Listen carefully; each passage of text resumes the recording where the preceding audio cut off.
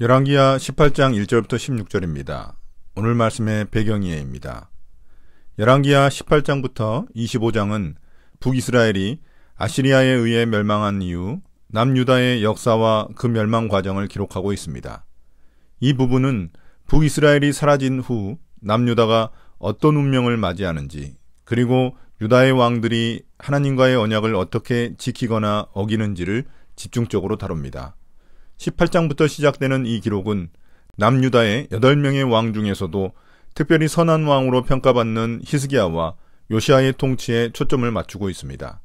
이 두 왕은 유다의 영적 쇄신을 위한 종교개혁을 주도했으며 우상 숭배를 척결하고 여호와의 율법을 회복하려는 노력을 기울였습니다. 18장 1절부터 12절입니다. 히스기야의 선한 통치. 이스라엘의 엘라 왕의 아들 호세야 제3년에 아하스의 아들 히스기야가 유다 왕이 되었다. 그가 왕이 되었을 때에 그는 25살이었다. 그는 예루살렘에서 29해 동안 다스렸다. 그의 어머니 아비는 스가랴의 딸이다. 그는 조상 다윗이 한 모든 것을 그대로 본받아 주님께서 보시기에 올바른 일을 하였다. 그는 산당을 헐어버렸고 돌기둥들을 부수었으며 아세라 목상을 찍어버렸다. 그는 또한 모세가 만든 구리뱀도 산산조각으로 깨뜨려버렸다. 이스라엘 자손이 그때까지도 느수단이라고 부르는 그 구리뱀에게 분향하고 있었기 때문이다.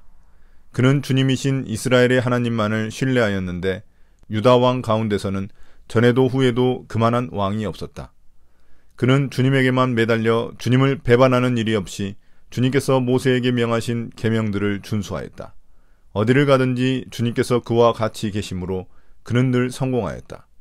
그는 아시리아 왕에게 반기를 들고 그를 섬기지 않았다.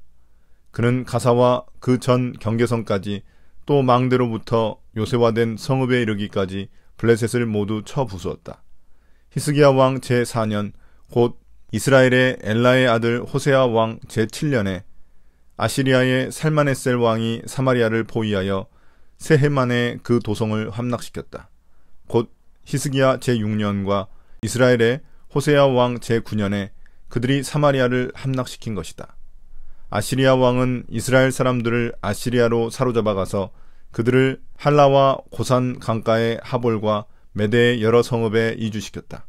이렇게 된 것은 그들이 자기들의 하나님이신 주님의 말씀을 듣지 않고 그의 언약을 깨뜨렸으며 주님의 종 모세가 명령한 모든 것을 순종하지도 않고 실천하지도 않았기 때문이다.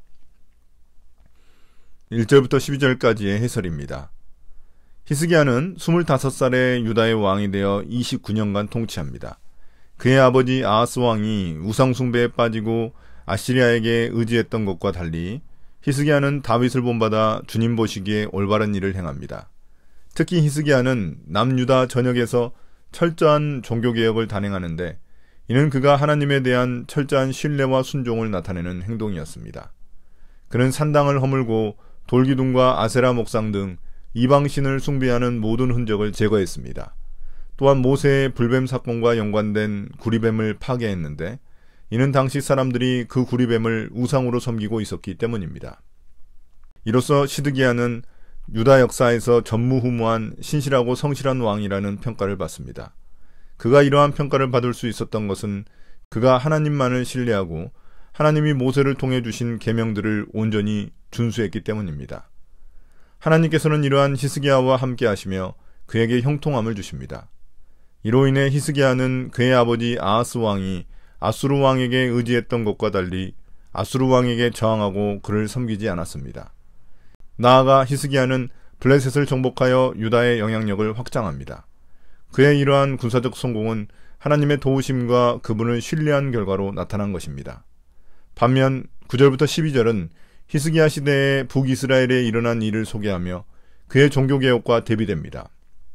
북이스라엘은 히스기야와 달리 하나님께 불순종하며 우상숭배를 지속했습니다. 그 결과 하나님의 심판이 그들에게 임하게 됩니다. 북이스라엘의 호세아 왕 제7년에 아수르 왕 살마네셀이 사마리아를 공격하여 3년 만에 그 성을 함락시켰고 히스기야 왕 제6년에 이스라엘 백성들은 아시리아에 의해 포로로 끌려가게 됩니다. 이 사건은 단순한 역사적 패배가 아니라 그들이 하나님의 말씀을 듣지 않고 여호와의 언약과 모세를 통해 명령한 모든 것을 범한 데서 비롯된 것입니다. 18장 13절부터 16절입니다. 히스기야의 한계. 히스기야 왕 제14년에 아시리아의 사네립 왕이 올라와서 요새화된 유다의 모든 성읍을 공격하여 점령하였다.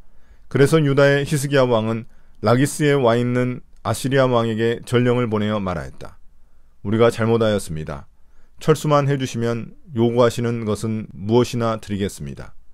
그러자 아시리아 왕은 유다의 히스기야 왕에게 은 300달란트와 금 30달란트를 요구하였다. 그리하여 히스기야는 주님의 성전과 왕궁의 보물창고에 있는 은을 있는 그대로 다 내주었다. 그때 유다의 히스기야 왕은 주님의 성전 문과 기둥에 자신이 직접 입힌 금을 모두 벗겨서 아시리아 왕에게 주었다. 13절부터 16절까지의 해설입니다. 그러나 히스기야 왕은 그 이후 큰 위기를 맞이하게 됩니다. 북이스라엘을 멸망시켰던 아시리아는 8년 후 다시금 남유다를 침략하여 그들의 모든 견고한 성읍들을 하나씩 점령해버립니다. 이때 아시리아 왕 사네립은 유다의 중요 도시였던 라기스까지 정복하며 유다를 압박합니다. 이에 히스기야는 아시리아의 압도적인 군사력 앞에서 결국 항복을 결정하게 됩니다. 그는 아시리아 왕에게 조공을 바치겠다고 약속하며 그 대가로 막대한 양의 은과 금을 요구받습니다. 히스기야는 이를 마련하기 위해 성전과 왕궁의 모든 은을 내어주고 심지어 성전 문과 기둥에 입혀졌던 금까지 모두 벗겨내 아시리아 왕에게 바칩니다. 이는 하나님께 드려진 성전의 거룩함을 훼손하는 행위로 히스기야가 얼마나 절박한 상황에 몰렸는지를 보여줍니다. 이 장면은 앞서 하나님만을 의지하며 아시리아에 저항했던 히스기야가 이제는 세상의 힘에 굴복하는 모습을 보여주고 있습니다. 그러나 이를 단순히 히스기야가 하나님의 시험에 실패한 모습으로만 볼 수는 없습니다. 당시 아시리아는 고대 근동을 지배하던 가장 강력한 제국이었으며 유다를 보호해야 할 왕으로서 히스기야는 정치적, 군사적 현실과 신앙 사이에서 갈등하는 처지에 놓여 있었습니다. 그럼에도 불구하고 그는 아시리아의 위협 앞에 자신의 신앙과 성전의 자원을 희생하여 백성을 지키고자 했던 것입니다. 오늘 말씀에 대한 묵상입니다. 히스기야는 하나님을 그렇게 의지하던 왕이었지만 아시리아의 압도적인 위협 속에서 결국 현실적인 선택을 할 수밖에 없었습니다. 그는 아시리아 왕 사네립에게 항복하고 막대한 조공을 바치며 성전의 금까지 벗겨내는 선택을 했습니다. 이로써 신앙적으로 굳건했던 그가 현실 앞에서 결국 신앙을 타협한 모습을 보여주었습니다. 이는 우리에게도 깊은 교훈을 줍니다. 우리 역시 삶의 여러 위기와 압도적인 현실 속에서 신앙과 현실 사이에서 고민할 때가 많습니다. 마치 눈앞의 어려움이 너무 커서 신앙이 무기력하게 느껴질 때가 있습니다. 그러나 이 본문은 현실과 신앙의 갈등 속에서 우리에게 중요한 사실을 일깨워줍니다. 현실과 배치되는 선택을 하는 것이 당장에는 나아 보일 수 있지만 그것이 하나님께 대한 신앙을 타협하는 것이라면 결국 그 선택은 우리에게 더 큰 손해와 상처로 돌아옵니다. 히스기야도 조공을 바쳐 아시리아의 위협을 일시적으로 해결하는 듯 했지만 이후에도 사네립의 위협은 완전히 사라지지 않았습니다. 이는 우리가 신앙의 길에서 벗어날 때 그 결과가 진정한 평안을 가져다 주지 못한다는 것을 보여줍니다. 우리의 연약함과 실패에도 불구하고 하나님께서는 우리가 돌아와 다시 신앙의 길을 걷기를 기다리십니다. 따라서 지금 당장의 현실에 눌려 신앙을 타협하고 있다면 이 순간이 하나님께로 다시 돌아가 믿음의 용기를 회복하는 계기가 되어야 합니다. 실패를 두려워하지 말고 그 속에서 하나님께서 주시는 회복의 기회를 붙들 수 있어야 합니다.